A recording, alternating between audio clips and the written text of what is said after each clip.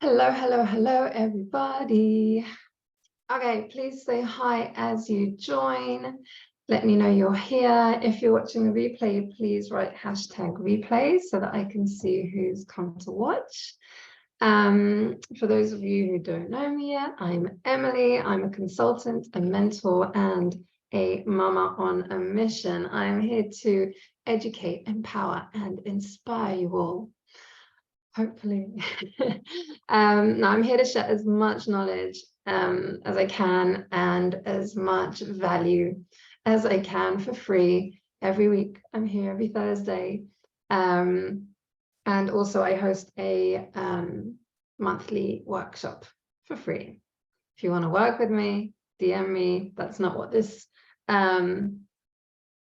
episode is going to be about. Today we're going to be talking about the secret to changing behavior. Now, let me just gauge, oh, there's a fly. Let me just gauge who here, hi. Please let me know if you have a New Year's resolution. Let me know in the chat box if you do. Also, let me know if you have tried in the past to change a behavior and struggled to unsuccessfully. If you've changed the behavior, but then it didn't stick, like it came back in again. Okay, hi Nat. Let me know if there's a bad habit that you'd really, really like to change. Hi. And let me know if there's a good habit that you really want to start like adopting and implementing. Any of those. Do you have a New Year's resolution? Have you tried to change a behavior in the past and it hasn't stuck?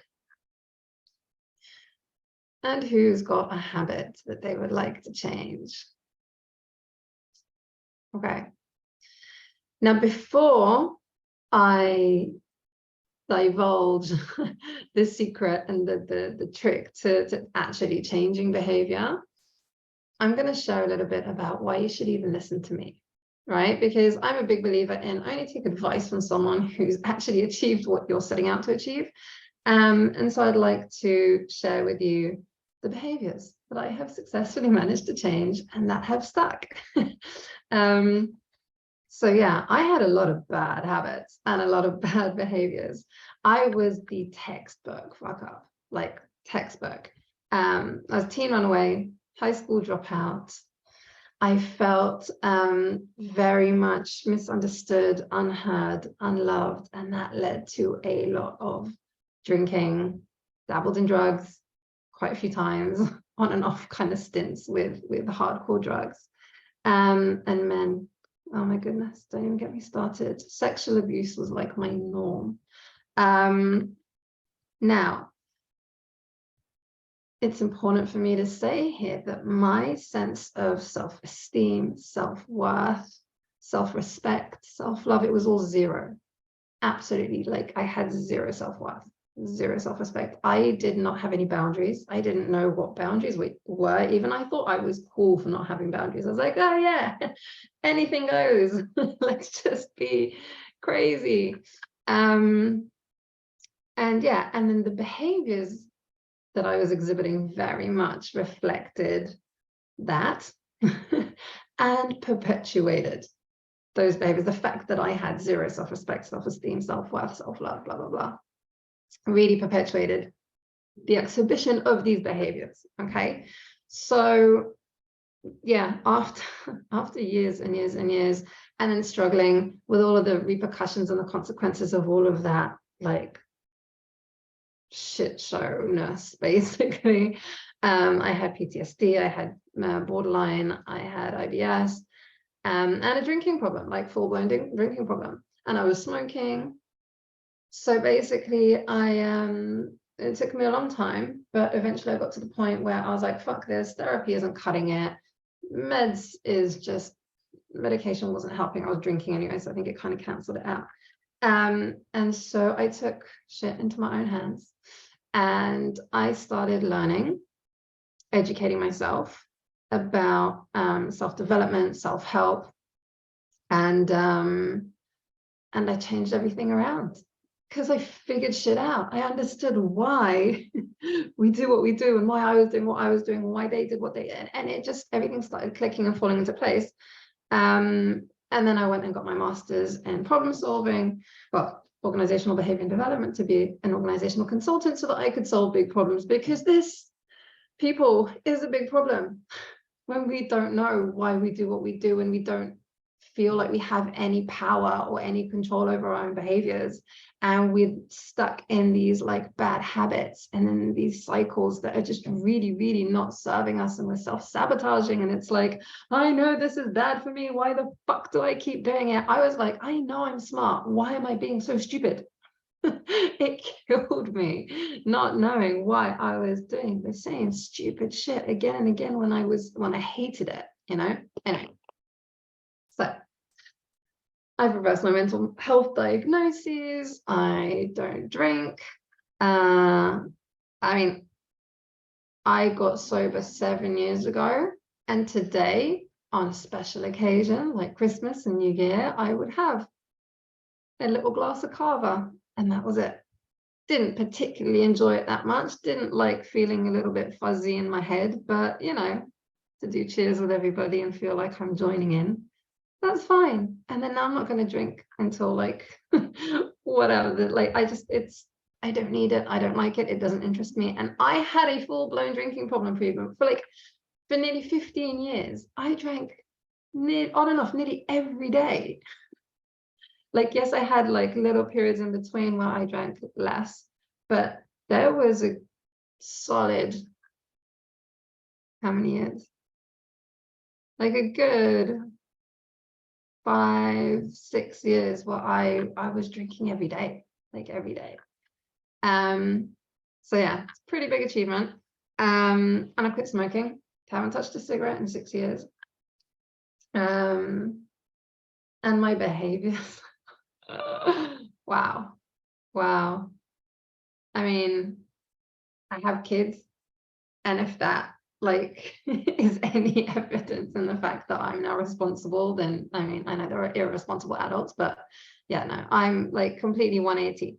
And so the thing is that I now do have self-esteem and self-worth and self-respect and self-love, and I have boundaries, and there's a lot of things that change together with changing behavior, which is what this episode today is going to be about. So the secret to changing a behavior is, there's twofold, it's two parts to it. One is our beliefs dictate our behaviors. So the first step to changing a behavior would be to really explore what are the beliefs that you have around that behavior. And the second part is resistance, mental resistance to change in general, but to changing behaviors, because we'll come back to the belief bit in a second. I'm going to just start with this piece, because again, if they're parallel, okay, they feed into each other. So like the mental resistance piece, basically, I've said this before many times in past lives that I've done, and a lot of my posts, a lot of my content talks about this, is that the mind seeks the familiar because the familiar equals safe. Okay, our mind perceives anything familiar as safe, even if it's bad for us. So if, for example, we have a pattern of smoking, hold on, I also want to read the comments a second. Started vaping again because it's the only thing that's mine. Bad habit of wanting to save people, but I need to tell people when I need help and support. Okay. There was a belief there. Now, okay. So basically, the mental resistance, even if like smoking, okay, or vaping, it's a pattern that we've made familiar, right? It's become familiar to us. It's something that is familiar. The brain's like, oh yes, I know what this is. This is familiar. Therefore, it is perceived as safe, even if it's bad for us. Okay, so it's kind of contradictory. It's really annoying. It really does suck. There's this like mechanism, but there's a reason for it. It was like kept us alive. It's a survival mechanism. It's like, oh yeah, that berry, I know that berry, that's not gonna kill me. It's not a poisonous berry because I ate it before and I'm alive. You know, so like once upon a time when, you know, caveman times or whatever, it made sense. Kept us alive, this mechanism. Awesome mechanism. Familiar face. We know that person. Strange face. That's a stranger. Let's be vigilant. Let's be careful, right? So it makes sense that we have this mechanism that anything unfamiliar will be perceived by our mind as a threat. Okay, so when you try and change a habit, your mind is going, oh, what are you doing? Oh my God, no, that's a threat. Like, what the fuck? What are you doing? That's not safe. You're doing something that's completely unfamiliar. No. Mental resistance. Yeah. So that is one like cock block to changing behaviors. But once you know that that's all it is, that it is just a survival mechanism, an old survival mechanism that we can just accept is there, and realize that once we make the new habits, the new behavior, the new unfamiliar threatening behavior, once we repeat it enough times and that then becomes familiar, that then will be perceived as safe. So it's just a matter of persisting. But now it's easier to persist because you know what's going on. Okay, like this is like why I love understanding how things work, because once you understand what it is that's going on, it's much easier to just to accept it. It's like, oh, okay, now I know why, right? Say yes if you agree that now it's going to be easier to persist because you know what's happening. You know, it's just this mental resistance, right? Okay. Beliefs. So the second part too, I just looked at the time, it was 11:11. I love it when that happens. Okay. Beliefs. So explore the beliefs that you have about the behavior. So for example, I can give you, first thing that jumps to mind is if you want to start changing your behavior around money. Okay, you want to save money, you want to stop spending money, and your belief, you can have many beliefs, right? So like pick if someone wants to share with me a behavior that they want to change, we can explore it here. So feel free to share that, but I'm just going to run out with this example of money. You want to save money, you want to stop spending so much money, you want to, you know, succeed with your money stuff. But if your belief is I'm shit with money, if that is your belief, then how easy do you think it's going to be to change your behavior? You know what, you might find a spreadsheet and you know, a couple of weeks or a couple of months, you might be able to keep track of it because like, oh yeah, I want to be good with my money, I want to be good with money. But if your belief is I'm shit with money, I am bad with money, I squander money, you know, if your belief is money comes to me easily and money goes easily, like whatever the belief is that you have, that's going to dictate your behavior. And that's why it's hard to stick, you know, to a changed behavior. So let's say for me, it's comfort eating, right? So it's like, I want to change my behavior around food. I don't want to stuff my face with highly processed, sugary snacks. Thank you, children, for making this really hard for me. But it's not their fault, it's my fault. I'm the one that's responsible for bringing it into the house in the first place. But the point is that my belief is, oh, I can get, you know, it's for the children. My belief is I'm always going to have a bit of extra weight, or I'm always going to want to eat something, you know, processed, sugary, i.e. yummy, and so there's no point, you know, like whatever the belief is that you have about that behavior, that's what's going to dictate the behavior. And so now when you figure out your beliefs, and I literally like make a list, whatever the behavior is, write it down, then write a whole list of all the beliefs that you have around that behavior, and then say, okay, am I acting on these beliefs? Are these the beliefs that I really want to hold on to? Are they serving me? And if not, how can I shift them? How can I reframe them? How can I, for example, money's bad, right? Like I'm bad with money. Money is bad is another belief about it, by the way. It's like you don't want it because money is bad, right? So money is neutral. It isn't bad unless it's in the hands of someone who wants to do something bad with it. So you can change the belief like that. You know, I'm bad with money becomes I was never taught how to manage my monies well, and I can teach myself. I can improve. I can get better. And you see how that's going to shift the belief, and that's going to shift the behavior as well, and the, you know, consistency of exhibiting this new behavior. Because you're going to be like, I'm getting better at it. I can get better at it. I do the same when spending so much time sorting out, sorry, Jada's healthy food, and then I'm exhausted. So I eat some biscuits to keep me going. But really, I could have just made more broccoli. Yeah. The thing is as well, by the way, Nat, this is because I know you specifically, but with little kids in general, if you have little kids and you're watching this and your behavior that you want to change is your eating habits, like me, like Nat, then please know as well that sleep deprivation is a huge factor. Huge factor.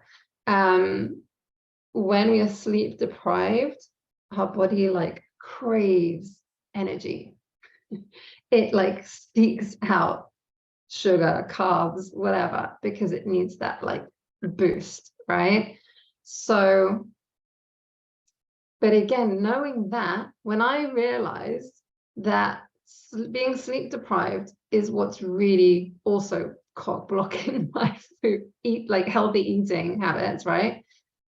Then I was able to be more self-compassionate. I was able to kind of release that judgment, that shaming, right? Of like, oh, look at you, you keep doing this, and you keep eating chocolate, and you keep eating biscuits and crap, and what's wrong with you, and la la la la, you know, that like self-talk, that little inner critic.